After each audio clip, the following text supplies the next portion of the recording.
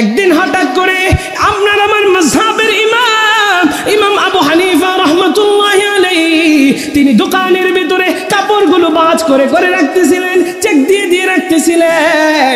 এমন সময় ইমাম আবু হানিফা দেখলেন একটা কাপড়ের মাঝখান দিয়ে এরকম ছেঁড়া। ইমাম আবু হানিফা রাহমাতুল্লাহি আলাইহি তার কর্মচারীকে ডাকলেন, ও কর্মচারী এদিকে আসো, এই কাপড়টা ভাঁজ করে উপরের ওই থাকের কোণার ভিতরে রেখে দাও। কোন কাস্টমার যদি আসে তুমি ধোঁকা দিয়ে তার কাছে বিক্রি করবে না, এই কাপড়টা তার সামনে খুলবা, সেই ছিঁড়াটা দেখা যদি পছন্দ করে তাইলে তার কাছে বিক্রি করবা, অন্যথায় এই কাপড়টা বিক্রি করার দরকার নাই। জোরে কন্যা সুবহানাল্লাহ। এবার ইমাম আবু হানিফা রাহমাতুল্লাহি আলাইহি দিনী কাজের কারণে বা কোনো একটা কাজের কারণে তিনি চলে গেলেন। যখন তিনি দোকানের ভিতরে আসলেন, আইসা তার চোখটা চলে গেছে ওই থাকের ভিতরে, দেখে ওই থাকে যেই ছিঁড়া কাপড়টা রাখছিল ওটা নাই। এবার কর্মচারীরা ডাক দিছে, ও কর্মচারী, আমি যেই কাপড়টা রাখছিলাম এই কাপড়টা কোথায়? বলে, কখন যে বিক্রি করে দিছে আমার জানা নাই। ইমাম আবু হানিফা রাহমাতুল্লাহি আলাইহি ডাক দিয়া বলে, ও কর্মচারী, তুমি যে বিক্রি করেছো কার কাছে বিক্রি করেছো তুমি জানোনি? বলে, তাও তো আমি জানি না কার কাছে বেচেছি, কত টাকা বিক্রি করেছো তা জানোনি? বলে, না না না। ইমাম আবু হানিফা রাহমাতুল্লাহি আলাইহি ওই কর্মচারীকে জোরে একটা ধমক দিলেন, খুবই রাগান্বিত হয়ে গেলেন। আহারে, আমার কপাল তো পুড়ে গেছে, কার কাছে না জানি ছিঁড়া কাপড়টা চলে গেছে। বাসায় যাইয়া কাপড়টা যখন খুলবে তখন সে অনেক বেশি পরিমাণে কষ্ট পাইবে, না জানি আমাকে কত বদদুয়া দিবে। অথচ ইমাম আবু হানিফার অনিচ্ছা থাকা সত্ত্বেও কাপড়টা বিক্রি হয়ে গেছে। আরে দুনিয়ার মানুষ রে, আমরাও কিন্তু বাজার থেকে কোনো একটা পণ্য কিনে আনলে যখন ঘরের ভিতরে আনি, যদি দেখি এটার ভিতরে ত্রুটি, এরপরে যদি আমরা ত্রুটি দেখা ওখান থেকে কিনে এনেছি, ব্যবসায়ী বলেছে আমার কাপড়ের চাইতে ভালো কাপড় আর কারোরটা নাই, কিন্তু বাসায় এই না যখন ত্রুটি পাইলাম তখন আমাদের মনের ভিতরে কষ্ট লাগে কি লাগে না? আরো জোরে গান। যাদের গালি দেওয়ার অভ্যাস আছে 14টা গালি দিই, কিন্তু গালি দেওয়া কি জায়েজ আছে? এটা কিন্তু মুনাফিকের আলামত। মুনাফিক সম্পর্কে আপনাদের পাশে এখানেই কোথায় যেন আমি বয়ান করেছিলাম। গালি দেওয়া যাবে, জবানের হেফাজত করবে। আরে বাগেরহাটের মুসলমান, ইমাম আবু হানিফা রাহমাতুল্লাহি আলাইহি ওই কর্মচারীকে ধমক দিলেন, তুমি কি সর্বনাশ করলা, কার কাছে বিক্রি করলা? এই ছিঁড়া কাপড়টা নিয়ে সে কষ্ট পাইল। আর আমি আপনি যদি হইতাম, কর্মচারীর রাগ দিয়া বলতাম, তোর মতো কর্মচারী দরকার, তোর মতো কর্মচারীর দিয়েই আমার ব্যবসা অনেক অনেক লাভবান হবে। ও দুনিয়ার মানুষ রে, আমার আপনার ইমান এবং আমাদের ইমাম আবু হানিফার ইমান, তারাও মানুষ ছিল, আমরাও মানুষ, আমাদের ইমানের ভিতরে কত তফাৎ। ইমাম আবু হানিফা রাহমাতুল্লাহি আলাইহি তার কেশের সামনে গেলে সারাদিন তার বিশাল দোকানের যত ব্যবসা হয়েছে সমস্ত ব্যবসার টাকাটা কেশের ভিতরে আছে। ইমাম আবু হানিফা চিন্তা করলেন যে এই মানুষটা এই টাকাটা কেশের ভিতরে রেখেছে, জানি না কত টাকা বিক্রি করেছে। ইমাম আবু হানিফা চিন্তা করলেন, ও দুনিয়ার মানুষ, আমার আপনার চিন্তা তার চিন্তা দেখেন, আমি আপনি টাকার ভিতরে কিন্তু কোনো পার্থক্য ধরি না। টাকার মধ্যে কি কোনো পার্থক্য আছে? টাকার কি কোনো রং আছে? হারাম টাকা হালাল টাকা মিশ্রিত কইরা ফালাই দিছি। ইমাম আবু হানিফা কয় না, টাকারও কালার আছে। কোন টাকাটা? এই ছিঁড়া কাপড়ের টাকা, এটা তো আমার জানা নাই। সব টাকা যেহেতু একসাথে হয়ে গেছে, কোন টাকাই আমার কাছে রাখবো না। ইমাম আবু হানিফা রাহমাতুল্লাহি আলাইহি এই সমস্ত টাকা, সারা দিনের ব্যবসার সব টাকা গরিব দুঃখীর কাছে তিনি দান করে দিয়েছেন। আর জোরে কন্যা সুবহানাল্লাহ। আরে দুনিয়ার মানুষ রে, তাইলে দেখেন আমি আপনি যদি ধোঁকাবাজি না করি, কত বরকত কত বরকত। আমার মায়ের নবী কয়, আত-তাজিরুস সুদুকুল আমিন মা'আন নাবিয়্যিন ওয়াস-সিদ্দীকিন ওয়াশ-শুহাদা'i ওয়াস-সালিহিন। আমার মায়ের নবী, দয়ার নবী, রহমতের নবী জানায় দেয়, কেউ যদি সৎ ব্যবসায়ী হয়, আমানতদার ব্যবসায়ী হয়, তাইলে আমার মায়ের নবী কয় ওই ব্যক্তিটা সাদিকিনদের সাথে, ওই ব্যক্তিটা শহীদদের সাথে, ওই ব্যক্তিটা সালিহিনদের সাথে, সর্বোপরি নবী কয় ওই ব্যক্তিটাকে আমার আল্লাহ নবীদের সাথে তাদেরকে জান্নাতে একসাথে রাখবে। জোরে কন্যা সুবহানাল্লাহ। তাইলে আমাদের সৎ হওয়ার দরকার আছে না নেই? ও দুনিয়ার মানুষ, মানুষকে ধোঁকা দেওয়া যাবে না না না, মানুষকে ধোঁকা দিয়েন না, মানুষকে ঠকায়েন না, মানুষের সাথে মিথ্যা কথা বললেন না, কারণ এই জবানের বড় দাম, বড় দাম। আল্লাহর নবী সরকারের দো আদব নবী জানায় দেয়, মানুষকে যে আমি আপনি কষ্ট দেই, এই জিহ্বাটার কত দাম, কত দাম। আমার মায়ের নবী কয়, মাইয়াসমাল্লি মা বাইনা লিহওয়াইহি ওয়া মা বাইনা রিজলাইহি আযমাল্লাহু জান্নাহ। আল্লাহর নবী জানায় দেয়, দুই জিনিস হেফাজতের গ্যারান্টি যদি আমি নবীরে দিতে পারো, আমি নবী তোমাদেরকে জান্নাতে নেওয়ার গ্যারান্টর হয়ে যাব। জোরে কোন সুবহানাল্লাহ।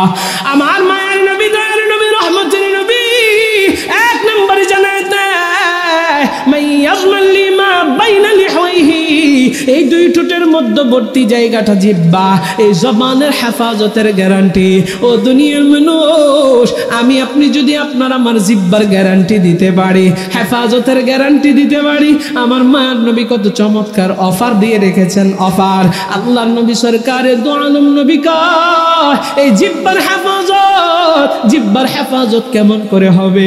কাউকে গালি দেওয়া যাবে না, মিথ্যা কথা বলা যাবে না, গীবত শিকায়েত করা যাবে না, কারো পরনিন্দা করা যাবে না, কাউকে কষ্ট দেওয়ার মতো কথা বলা যাবে না।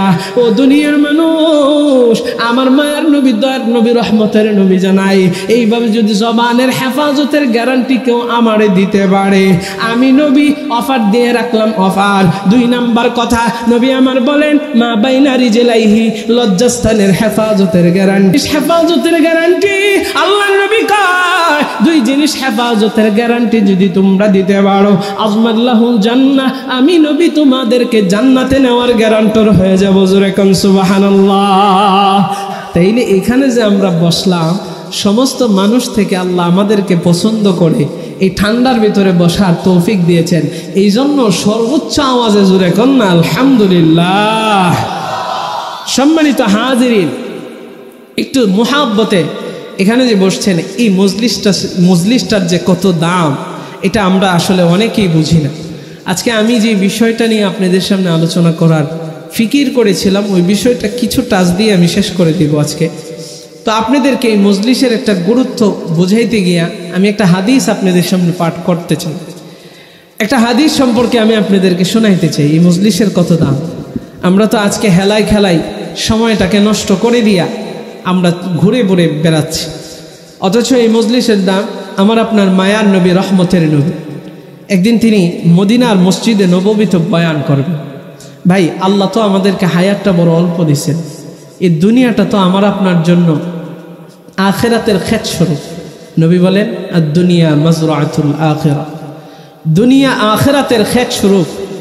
আপনি দুনিয়াতে যে চাষবাস করেন, আপনার রিজিকের জন্য টাকা পয়সা ইনকাম করেন, ব্যবসা বাণিজ্য করেন, আল্লাহর নবী বলেন, আর দুনিয়া মাজরাতুল আখিরা, এই দুনিয়াটা আখিরাতের খেত স্বরূপ। এখান থেকে আখিরাতের জন্য তুমি ইনকাম করে যেতে হবে, কারণ সেখানে আর ইনকাম করার সুযোগ নেই। এই জন্য যা সুযোগ এখনই, এখন আমরা ঘুরে ফিরে আমাদের সময় নষ্ট করে ফেলছি। অথচ দেখেন, নবীজি মসজিদে নববীর ভিতরে বসা, এলান হয়ে গেছে নবী বয়ান করবেন। তৎকালীন সময় মাইকের ব্যবস্থা ছিল, এই আপনাদের আওয়াজ নেই, যেটা কারণ সাউন্ড বক্সের, সাউন্ড সিস্টেমের কোনোটারই ব্যবস্থা ছিল না। এলান হয়ে গেল যে নবীজি বয়ান করবেন, মৌখিক এলান। এলান হতে দেরি হয়েছে, কোনো মাইক নাই, সাউন্ড বক্স নাই, সাউন্ড সিস্টেম নাই। সাহাবীরা কোরআনের আলোচনা শোনার জন্য মসজিদের নববীটা মুহূর্তের ভিতরেই ভরপুর হয়ে গেছে। জোরে কান্না সুবহানাল্লাহ। এর একাবাসী আর মুসলমান গভীর মনোযোগ। এ আমার কলিজার টুকরা যুবক ভাইরা রে, ও আমার আব্বাজানেরা, হেলাই খেলাই সময়টারে কাটাইতেছি, বাহিরে ঘোরাফেরা করতেছি। আজকের এই দামি মজলিসটাকে অনেকেই মূল্যায়ন করছি না, বাজারের ভিতরে ঘুরতেছি। আহারে আহারে, কখন জানি মালাকুল মউত হাজির হয়ে যায়, কখন জানি আজরাইল জানটারে কবজ কইরা নিয়ে যায়। ও আমার কলিজার টুকরা যুবক ভাই, ও আমার আব্বাজানেরা, আমার মায়ার নবী কোরআনের বয়ান করবেন, আলোচনা করবেন, এলান হইতে দেরি, মুহূর্তের ভিতরে মসজিদে নববীটা ভরপুর হতে দেরি হয় নাই।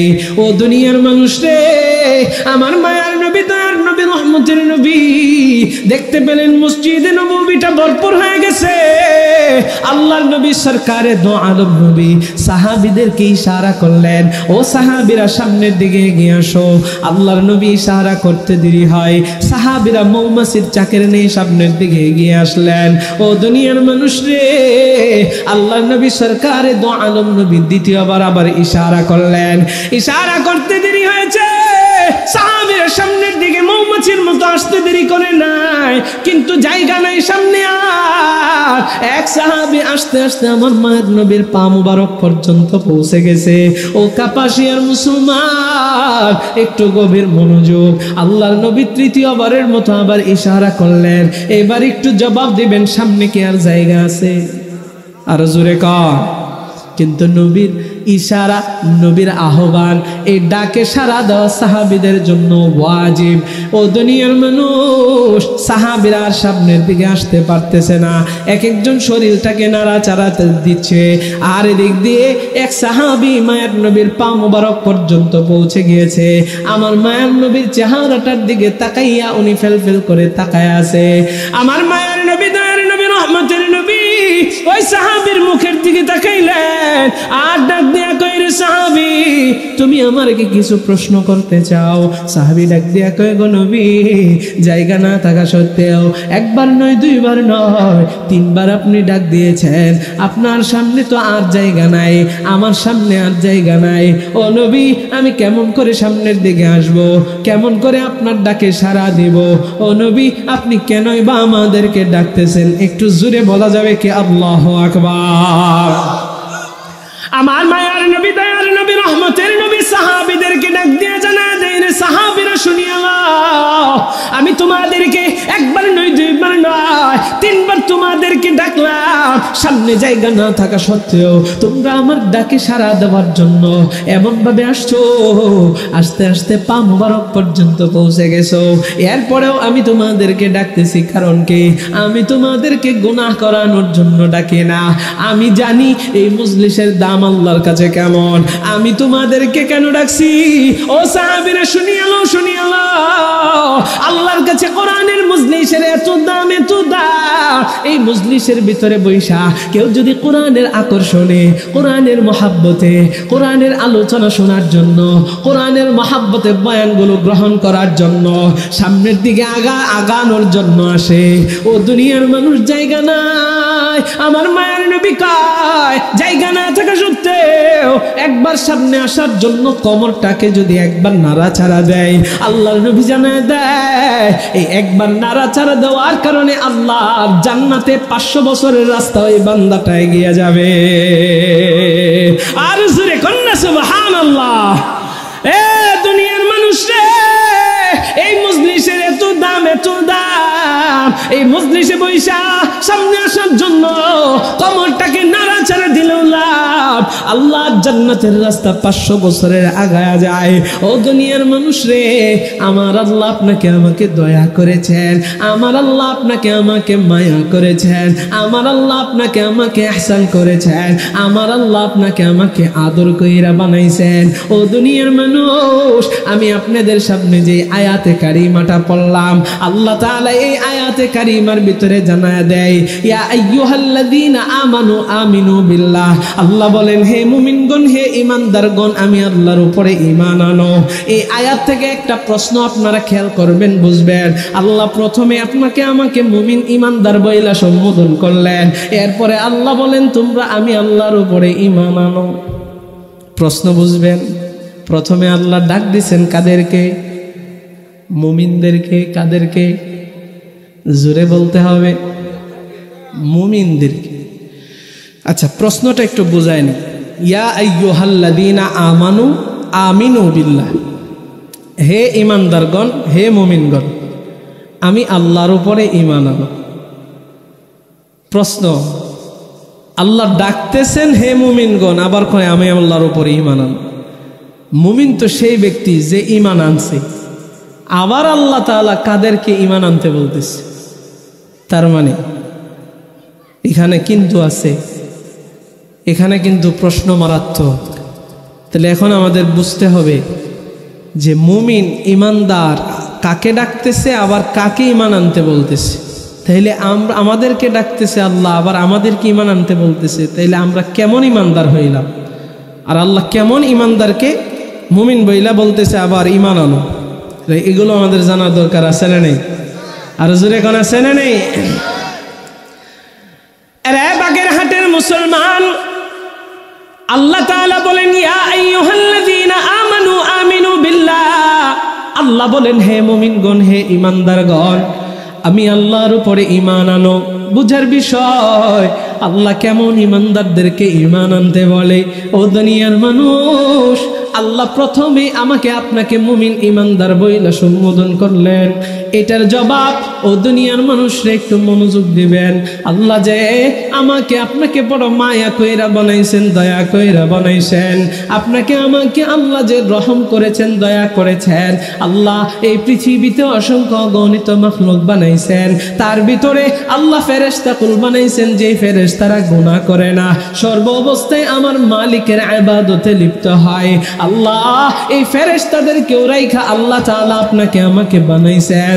এরা দুনিয়ার মানুষ, আল্লাহ শুধু বানাইতে ক্ষান্ত হয়ে যান নাই। আমার আল্লাহ বাবা আদমকে বানাইয়া তামাম সৃষ্টিজীবকে আল্লাহ আদেশ দিয়ে দিলেন, আদমের পায়ে তোমরা সিজদা দাও। যেই সিজদা থেকে বলা হয় সম্মানসূচক সিজদা, এই সিজদার মাধ্যমে আমার আল্লাহ তাআলা আদম নবীর সম্মান আল্লাহ এমন ভাবে বানাইছেন, এই মানব জাতিকে আমার আল্লাহ তাআলা এই সিজদার মাধ্যমে সৃষ্টির শ্রেষ্ঠ জীব হিসাবে ঘোষণা করে দিয়েছেন। আল্লাহ তাআলা আপনাকে আমাকে এত পরিমাণে ভালোবাসেন, আল্লাহ মানে আপনারে সৃষ্টির শ্রেষ্ঠ জীব হিসাবে আমার আল্লাহ পৃথিবীর জমিনে বানাইছেন।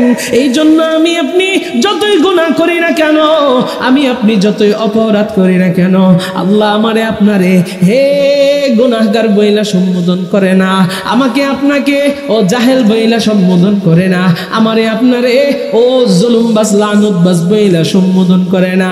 আল্লাহ এই আয়াতে আমারে আপনারে ঈমানদার বইলা সম্বোধন করলেন। হে ঈমানদারগণ, তোমরা আমি আল্লাহর উপরে ঈমান আনো। তাইলে আল্লাহ যে আবার ঈমান আনতে বললেন, এটা কোন সমস্ত ঈমানদার? বলে যে সমস্ত ঈমানদাররা চাপাবাজ, যে সমস্ত ঈমানদাররা ধোঁকাবাজ। আল্লাহ এই সমস্ত ধোঁকাবাজ ঈমানদারদেরকে ঈমানদার বইলা সম্বোধন কইরাও আমি আল্লাহর উপরে ঈমান আনার জন্য বলেছেন। আরে দুনিয়ার মানুষ রে, এই আয়াতের তাফসীরের ভিতরে বলে আমি আপনি আসলে প্রকৃত ঈমানদার নয়। টুপি লাগাইছি, মুখের ভিতরে দাড়ি লাগাইছি, গায়ের ভিতরে লম্বা জামা লাগাইছি, মুসলমান পাক্কা ঈমানদার সেই যা বইসা আছি, কিন্তু আমার আপনার অন্তরের ভিতরে নেফাকের অভাব নাই, মুনাফিক হয়ে বইসা আছি, খবর নাই।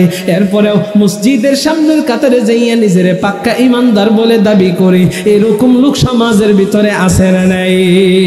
নামাজ পড়ে না এক ওয়াক্ত, হঠাৎ করে একদিন মসজিদের সামনে যাইয়া মুয়াজ্জিনের যেই নামাজটা দখল কইরা বইসা যায়। আরে দুনিয়ার মানুষের শুধু তাই নয়, নামাজ পড়ে না এক ওয়াক্ত, সে কিন্তু সুদ খায়, ঘুষ খায়, সবকিছু খায়, এরপরেও নিজের পাক্কা ঈমানদার বইলা দাবি করে, নিজের পাক্কা মুসলমান বইলা দাবি করে। আল্লাহ কয় না না না, ঈমানদার হতে পারো নাই, আমি আল্লাহ তাআলা তোমাদেরকে আদর কইরা বানাইছি, এই জন্য আমি আল্লাহ ঈমানদার বইলা সম্বোধন করতেছি। ঠিক এটা আদরে, কিন্তু আমি আল্লাহ ওই সমস্ত চাপাবাজার বাটপার ঈমানদারদেরকে আবার ঈমান আনার জন্য বলতেছি। ও দুনিয়ার মানুষ, এখন আমি আপনাদেরকে জানাইব ঈমান পরিপূর্ণ হয় তিন জিনিসে। একটু জোরে বলবেন কয় জিনিসে? আরো জোরে কার? এক নাম্বার তাসদীক বিল জিনান, দুই নাম্বার ইকরার বিল লিসান, আর তিন নাম্বার আমাল বিল আরকান। এবার আমি আপনাদেরকে বাংলায় বোঝা দেই। এক নাম্বার তাসদীক বিল জিনান, অন্তরে বিশ্বাস করা। দুই নাম্বার ইকরার বিল লিসান, জবান দ্বারা স্বীকার করা। তিন নাম্বার একটু পরে বোঝাই। এক নাম্বার কি বুঝলাম? বলে অন্তরে বিশ্বাস করা। কি বিশ্বাস করব? আল্লাহ কয়জন? আরো জোরে কান? নবী কয়জন? কোরআন কয়টা? আমাদের ইসলাম ধর্ম কয়টা? সব যে এক, এটা অন্তরে বিশ্বাস করার দরকার আছে না নেই? অন্তরে বিশ্বাস করেন না তো আপনি ঈমানদার হতে পারেন না। এবার অন্তরে বিশ্বাস করলেন, শেষ। দ্বিতীয় নাম্বার অপশন বলে ইকরার বিল লিসান, জবান দ্বারা স্বীকার করতে। শুধু অন্তরে আপনি বিশ্বাস করে বসে থাকবেন, কাজ হবে না। কারণ ঈমান পরিপূর্ণই হবে তিন জিনিসে। 2 নাম্বার বলে কি, ইকরার বিল লিসান, জবান দ্বারা স্বীকার করা, স্বীকারোক্তি দিতে হবে যে আল্লাহ এক, আমাদের ইসলাম ধর্ম এক, আমাদের কোরআন এক, কোরআনে যা কিছু আছে সব কিছু আল্লাহ তাআলার কথা, এটা আপনি সাক্ষ্য দিয়ে জানাইতে হবে। এখান থেকে একটাও বাদ দেওয়া যাবে? আরো জোরে বলেন, যাবে? কিন্তু অনেকে বাদ দেয় কি দেয় না? এই আপনাদের আওয়াজটা মোটেও পছন্দ হচ্ছে না, দেয় কি দেয় না? কেমনে দেয়? মহিলারা অনেক সময় বলছে পর্দাটা ভালো লাগে না, অথচ পর্দা আল্লাহ ফরজ করেছেন। কোরআনের বিধান পর্দা, ফরজ বিধান, এটা অস্বীকার করার কোনো সুযোগ আছে? কিন্তু আপনি অন্তরেও বিশ্বাস করেন না, জবান দ্বারা স্বীকৃতি দিলেন, বা অন্তরে বিশ্বাস করেন, দুইটার একটা নাই, আপনার ভিতরে ঈমান নাই। সম্মানিত হাজিরিন, জিহাদের কথা বললে অনেকের গায়ের ভিতরে আগুন ধরে যায়। জিহাদের কথা বললে অনেকেই মনে করে এটা জঙ্গিবাদের কথা বলতেছে, অথচ জিহাদ এটা একটা ফরজ বিধান। যখন জিহাদ ফরজ হবে, ফতুয়া আসবে, ডাক আসবে, তখন জিহাদ করা মুসলমানদের জন্য ফরজ। এই ফরজ বিধানটার ব্যাপারে কেউ আলোচনা করতে গেলে ওই উলামায়ে কেরাম বা ওই যিনি হক কথা বলছেন তাকেও জঙ্গিবাদের ট্যাগ লাগাইয়া জেলের ভিতরে বইরা দেওয়ার চেষ্টা করি। কথা কোন ঠিক কিনা? তাইলে এই জিহাদটারে সে পছন্দ করলো না, উগ্রবাদী বলে এটাকে তকমা লাগাইলো, কোরআনের একটা বিধানকে সে অস্বীকার করলো, এটাও তার ভিতরে একটা ইমানের আলামত পাওয়া যায়নি, তো সে বেঈমান হয়ে গেছে। কোরআনের একটা কথা অস্বীকার করেছে। অনেকের নামাজ ভালো লাগে না, এরকম লোক আছে না নেই? আপনি নামাজের দাওয়াত দিবেন, হ্যাঁ আপনার কাম নিয়ে আপনি থাকেন। নামাজটারে অনেকে কষ্ট মনে করে, বিশেষ করে ফজরের সময় ঠান্ডা পানি দিয়ে ওযু করতে চায় না, এটাকে অনেক কষ্টের মনে করে। সম্মানিত হাজিরিন, কষ্টের মনে কইরা এমন কথা বলে যে তার ইমানের ভিতরে খতরা চলে আসে, বেজাল চলে আসে। আল্লাহ এটা দিল কেন, আরামের ঘুমটারে হারাম করলো। সম্মানিত হাজিরিন, এরকম বিভিন্ন ধরনের কথা আছে। এই কথাগুলো আমাদের কোনোটাই জবান দ্বারা যেন স্বীকার তো দূরের কথা, অন্তরেও যেন এই বিষয়ে কোনো ধাক্কা না লাগে, তাইলে ইমানে বেজাল চলে আসবে। তাহলে ইমান পরিপূর্ণ হয় কয় জিনিসে? 3 নাম্বার। চলেন 3 নাম্বার, আমাল বিল আরকান। ওই যে আপনি বলেছেন আল্লাহ এক, রসুল এক, কালিমা এক, মুসলমান এক, কোরআন এক, কোরআনে যা আছে সব আল্লাহর কথা, সব আমি বিশ্বাস করি, জবান দ্বারা স্বীকার করি, এবার নিজের আমলের মধ্যে তা বাস্তবায়ন করতে হবে। এই জায়গায় এসে একটু বেশি ধরা খায়, নিজের আমলে বাস্তবায়ন করতে পারি না।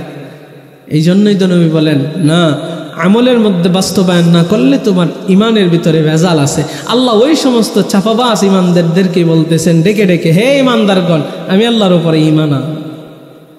নিজের আমলের ভিতরে ঢোকাও, পরিবর্তন কর। আমাদের ইমান যে দুর্বল ইমান, আমি শেষ করে দিব। দুর্বল ইমান এটা বোঝানোর জন্য একটা এক্সাম্পল দিই। আমরা আজকে সামান্য কিছু টাকার কাছে নিজের ইমানকে বিক্রি করে দেই। কথা কন না কেন? নিজের ইমানটারে বিক্রি করে দেই। যেটা বলেছিলাম, নির্বাচনের সময় তো নিজেদের ইমানটাকে বিক্রি করে দিই কিছু টাকার কাছে।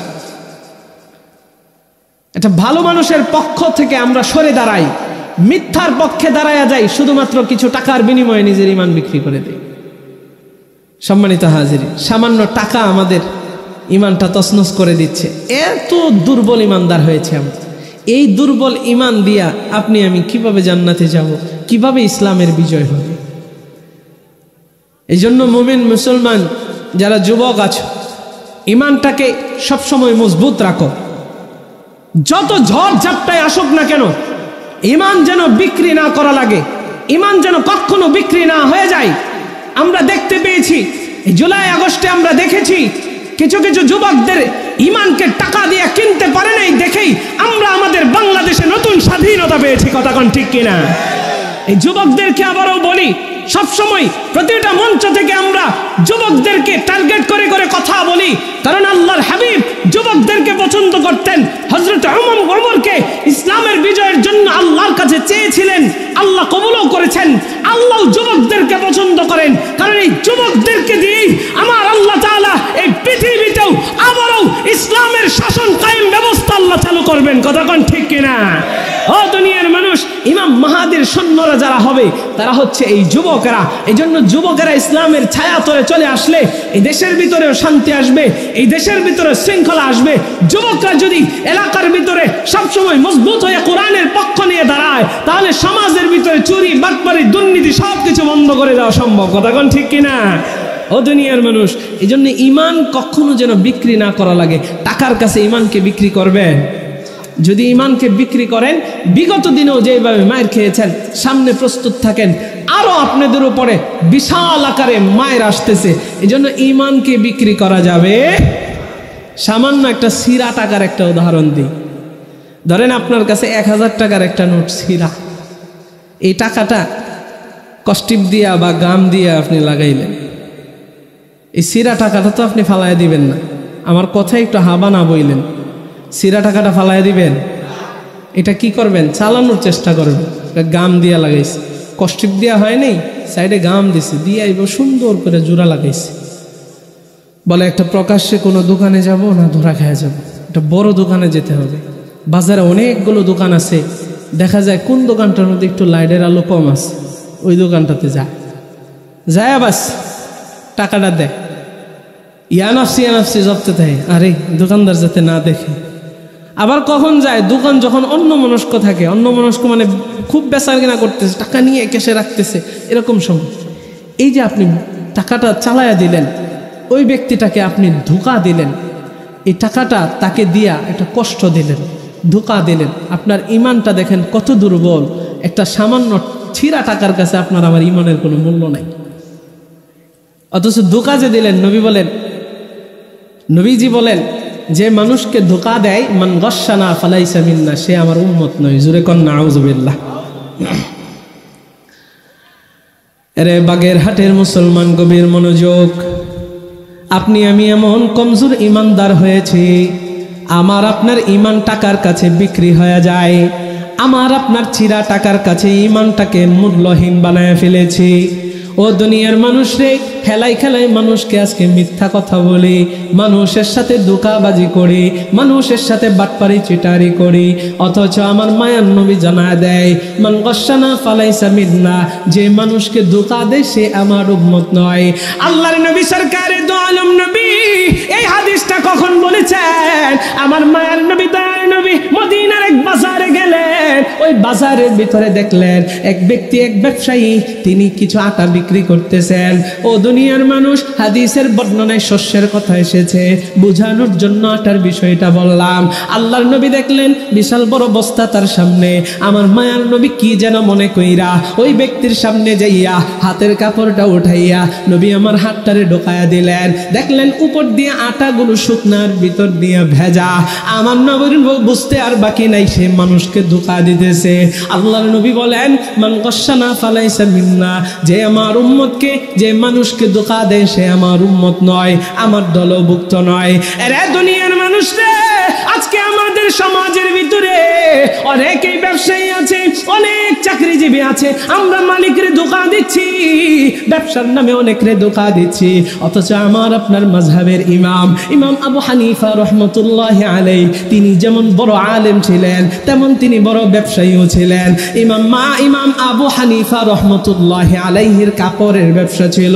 তিনি যখন দোকানের ভিতরে কাপড় রাখতেন, প্রত্যেকটা কাপড় চেক দিয়ে দিয়ে রাখতেন।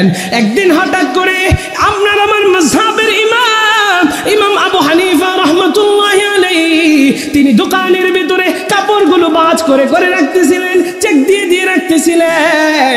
এমন সময় ইমাম আবু হানিফা দেখলেন একটা কাপড়ের মাঝখান দিয়ে এরকম ছেঁড়া। ইমাম আবু হানিফা রাহমাতুল্লাহি আলাইহি তার কর্মচারীকে ডাকলেন, ও কর্মচারী এদিকে আসো, এই কাপড়টা ভাঁজ করে উপরের ওই থাকের কোণার ভিতরে রেখে দাও। কোনো কাস্টমার যদি আসে, তুমি ধোঁকা দিয়ে তার কাছে বিক্রি করবে না, এই কাপড়টা তার সামনে খুলবা, সেই ছিঁড়াটা দেখা যদি পছন্দ করে তাইলে তার কাছে বিক্রি করবা, অন্যথায় এই কাপড়টা বিক্রি করার দরকার নাই। জোরে কন্যা সুবহানাল্লাহ। এবার ইমাম আবু হানিফা রাহমাতুল্লাহি আলাইহি দিনী কাজের কারণে বা কোনো একটা কাজের কারণে তিনি চলে গেলেন। যখন তিনি দোকানের ভিতরে আসলেন, আইসা তার চোখটা চলে গেছে ওই থাকের ভিতরে, দেখে ওই থাকে যেই ছিঁড়া কাপড়টা রাখছিল ওটা নাই। এবার কর্মচারীরা ডাক দিছে, ও কর্মচারী, আমি যেই কাপড়টা রাখছিলাম এই কাপড়টা কোথায়? বলে কখন যে বিক্রি করে দিছে আমার জানা নাই। ইমাম আবু হানিফা রাহমাতুল্লাহি আলাইহি ডাক দিয়া বলে, ও কর্মচারী, তুমি যে বিক্রি করেছো কার কাছে বিক্রি করেছো তুমি জানোনি? বলে তাও তো আমি জানি না কার কাছে বেচেছি, কত টাকা বিক্রি করেছো তা জানোনি? বলে না না না। ইমাম আবু হানিফা রাহমাতুল্লাহি আলাইহি ওই কর্মচারীকে জোরে একটা ধমক দিলেন, খুবই রাগান্বিত হয়ে গেলেন। আহারে, আমার কপাল তো পুড়ে গেছে, কার কাছে না জানি ছিঁড়া কাপড়টা চলে গেছে। বাসায় যাইয়া কাপড়টা যখন খুলবে তখন সে অনেক বেশি পরিমাণে কষ্ট পাইবে, না জানি আমাকে কত বদদুয়া দিবে। অথচ ইমাম আবু হানিফার অনিচ্ছা থাকা সত্ত্বেও কাপড়টা বিক্রি হয়ে গেছে। আরে দুনিয়ার মানুষ রে, আমরাও কিন্তু বাজার থেকে কোনো একটা পণ্য কিনে আনলে যখন ঘরের ভিতরে আনি, যদি দেখি এটার ভিতরে ত্রুটি, এরপরে যদি আমরা ত্রুটি দেখা ওখান থেকে কিনে এনেছি, ব্যবসায়ী বলেছে আমার কাপড়ের চাইতে ভালো কাপড় আর কারোরটা নাই, কিন্তু বাসায় এই না যখন ত্রুটি পাইলাম তখন আমাদের মনের ভিতরে কষ্ট লাগে কি লাগে না? আরো জোরে গান। যাদের গালি দেওয়ার অভ্যাস আছে 14টা গালি দিই, কিন্তু গালি দেওয়া কি জায়েজ আছে? এটা কিন্তু মুনাফিকের আলামত। মুনাফিক সম্পর্কে আপনাদের পাশে এখানে কোথায় যেন আমি বয়ান করেছিলাম। গালি দেওয়া যাবে, জবানের হেফাজত করবে।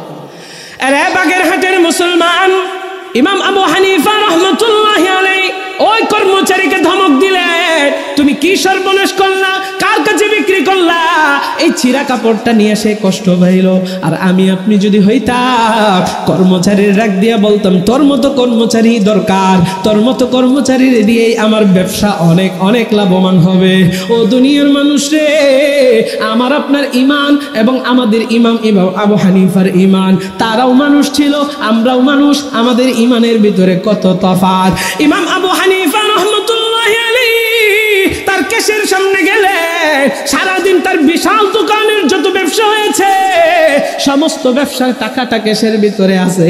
ইমাম আবু হানিফা চিন্তা করলেন যে এই মানুষটা এই টাকাটা কেশের ভিতরে রেখেছে, জানি না কত টাকা বিক্রি করেছে। ইমাম আবু হানিফা চিন্তা করলেন, ও দুনিয়ার মানুষ, আমার আপনার চিন্তার তার চিন্তা দেখেন, আমি আপনি টাকার ভিতরে কিন্তু কোনো পার্থক্য ধরি না। টাকার মধ্যে কি কোনো পার্থক্য আছে? টাকার কি কোনো রং আছে? হারাম টাকা হালাল টাকা মিশ্রিত কইরা ফালাই দিছি। ইমাম আবু হানিফা কয় না, টাকারও কালার আছে। কোন টাকাটা? এই ছিঁড়া কাপড়ের টাকা, এটা তো আমার জানা নাই। সব টাকা যেহেতু একসাথে হয়ে গেছে, কোন টাকাই আমার কাছে রাখবো না। ইমাম আবু হানিফা রাহমাতুল্লাহি আলাইহি এই সমস্ত টাকা, সারা দিনের ব্যবসার সব টাকা গরিব দুঃখীর কাছে তিনি দান করে দিয়েছেন। আর জোরে কন্যা সুবহানাল্লাহ।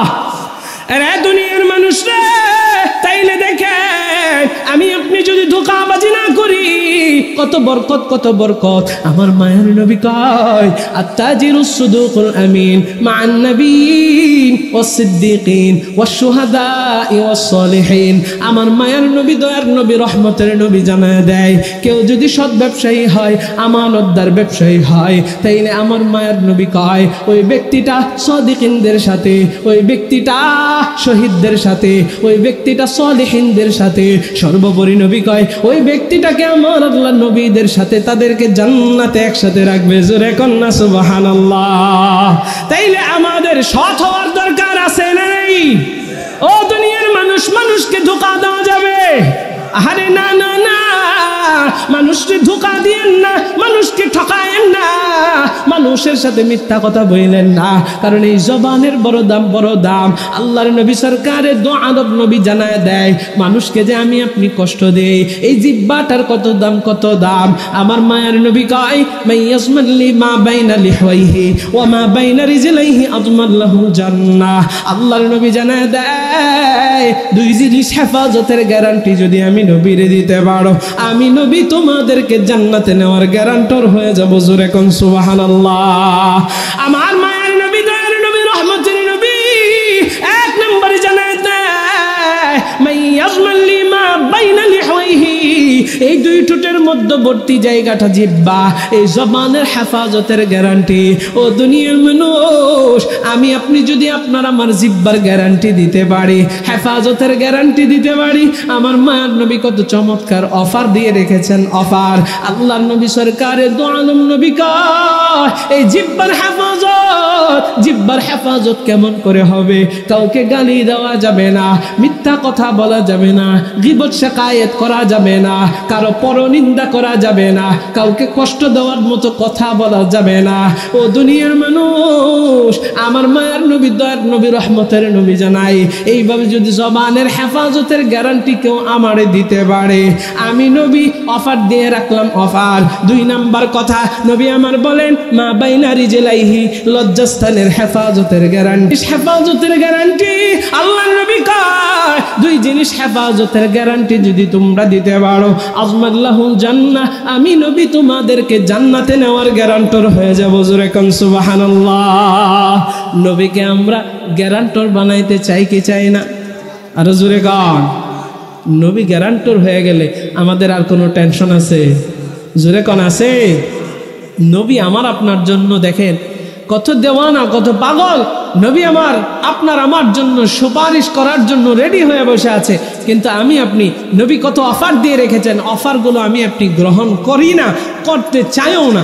আমাদের ভিতরে এরকম অনুভূতি শক্তিটা পর্যন্ত নেই। অথচ এটা কিন্তু সহজ কাজ যদি চেষ্টা করি। জবানের হেফাজত, লজ্জাস্থানের হেফাজত। বলে লজ্জাস্থানের হেফাজত কেমনে হবে? আল্লাহ যেই জায়গায় ইউজ করার জন্য নিষেধ করেছেন সেখানে করব না, যেখানে আল্লাহ আদেশ করেছেন সেখানে করব। বাস, যেখানে জায়েজ আছে ওখানে ইউজ করব, যেখানে জায়েজ নেই ইউজ করব না, সোজা কথা। তাইলে লজ্জাস্থানের হেফাজত হয়ে যায়। সম্মানিত হাজিরি, এই 2 জিনিস হেফাজত করলে গ্যারান্টর হবেন কে? প্রিয় নবী কয় আল্লাহ। এতক্ষণ এই আলোচনা শুনছেন, নবীজি গ্যারান্টর হন। আর নবী যদি গ্যারান্টর হয়, আমার আপনার কোনো টেনশন। নবীজি আমার আপনার সুপারিশ করুক, এটা আমরা চাই কি চাই না? নবীর সুপারিশ ছাড়া জান্নাতে যাওয়া যাবে? আর জোরে কোন যাবে? আহারে, মুসিবতের দিনে আমি আপনি যখন মুসিবতে পড়ে যাইব, নবীর সুপারিশ ছাড়া আমার আপনার কোনো উপায়? মুসিবতে না পাই যদি, মুসিবতে না পাই যদি সুপারিশ তোমার, কবরে হাসরে কি হবে আমার? কবরে হাসরে কি হবে আমার? মুসিবতে না পাই যদি, মুসিবতে না পাই যদি সুপারিশ তোমার, কবরে হাসরে কি হবে আমার? কবরে হাসরে কি হবে আমার? কবরে হাসরে কি হবে আমার? মুসিবত না পাই যদি, মুসিবত না পাই যদি সুপারিশ তোমার, কবরে হাসরে কি হবে আমার? কবরে হাসরে কি হবে আমার? কবরে হাসরে কি হবে আমার? আল্লাহ আমাদের সবার তকদিরে মায়ের নবীর সুপারিশ কবুল করুক। জোরে কোন আমিন। শুনেন শুনেন বাগেরহাটবাসী, শুনেন বাগেরহাটবাসী, শুনেন দিয়া মন, ভালো লাগলো আপনাদের এই মাহফিল আয়োজন। হাইরে ভালো লাগলো আপনাদের এই মাহফিল আয়োজন। শুনেন বাগেরহাটবাসী, শুনেন বাগেরহাটবাসী, শুনেন দিয়া মন, ভালো লাগলো আপনাদের এই মাহফিল আয়োজন। হাইরে ভালো লাগলো আপনাদের এই মাহফিল আয়োজন। এই মাহফিলে আসছেন যারা মুসলমান সবাই, কারো গায়ে লেখা তো নাই তাবলীগে চলবো না হাই। এই মাহফিলে আসছেন যারা মুসলমান সবাই, no Awami League no BNP no চলবো না হাই। আমরা সবাই আল্লাহর গোলাম জান্নাতে যেতে চাই, আমরা সবাই নবীর উম্মত জান্নাতে যেতে চাই। কারা কারা জান্নাতে চান হাত জাগান সবাই, যারা যারা জান্নাতে চান হাত জাগান সবাই। হাতে লারা দেন সবাই, হাতে লারা দেন সবাই, দিন ইসলামের পথে চলবো আল্লাহু আকবার বলেন সবাই। নারায়ে তাকবীর, কোরআন সুন্নাহর আলো, কোরআন হাদিস যেখানে,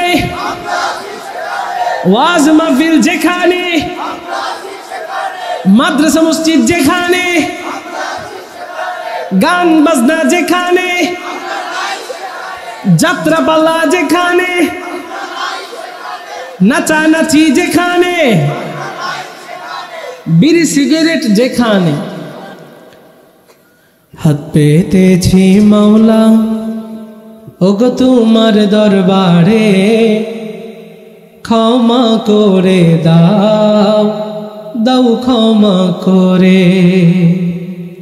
সঙ্গীতটা অনেক আগে গিয়েছিলাম, এখন আপনাদের সামনে গাচ্ছি। আমি ইশারা করলে একটু জোরে সরে আল্লাহর নামটা ধরে ডাকতে পারবেন তো ইনশাআল্লাহ? দেখি তো আপনারা কেমন ডাক দিতে পারেন, সকলে বলেন না আল্লাহু আকবার। হাত পেতেছি মাওলা ওগো তোমার দরবারে, ক্ষমা করে দাও, দাও ক্ষমা করে। হাত পেতেছি মাওলা ওগো তোমার দরবারে, ক্ষমা করে দাও, দাও ক্ষমা করে। ক্ষমা করে দাও, দাও ক্ষমা করে। তুমি যদি ক্ষমা না করো যাব কার দরবারে, বিনয় করে আমায় তুমি ঠেলে দিও না দূরে। তুমি যদি ক্ষমা না করো যাব কার দরবারে, দয়া করে আমায় তুমি ঠেলে দিও না দূরে। আল্লাহ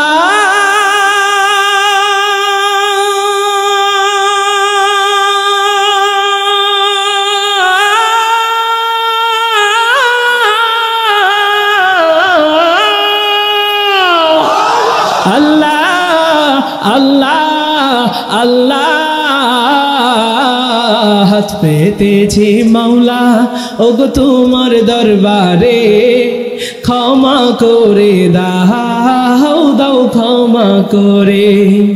হাত পেতেছি মাওলা ওগো তোমার দরবারে, ক্ষমা করে দাও, দাও ক্ষমা করে। তোমার রহম করম ছাড়া কোনো উপায় নাই রে, তুমি ছাড়া এই অন্তরে বলো কে আর আছে। তোমার রহম করম ছাড়া কোনো উপায় নাই রে, তুমি ছাড়া এই অন্তরে বলো কে আর আছে। আল্লাহ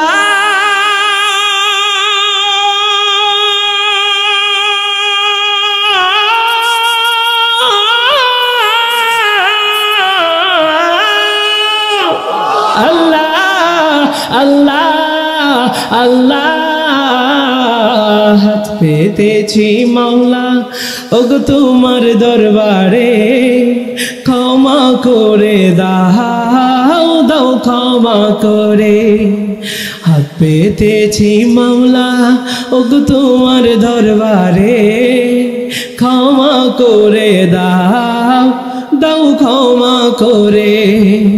ক্ষমা করে দাও, দাও ক্ষমা করে। জোরে কন্যা আমিন।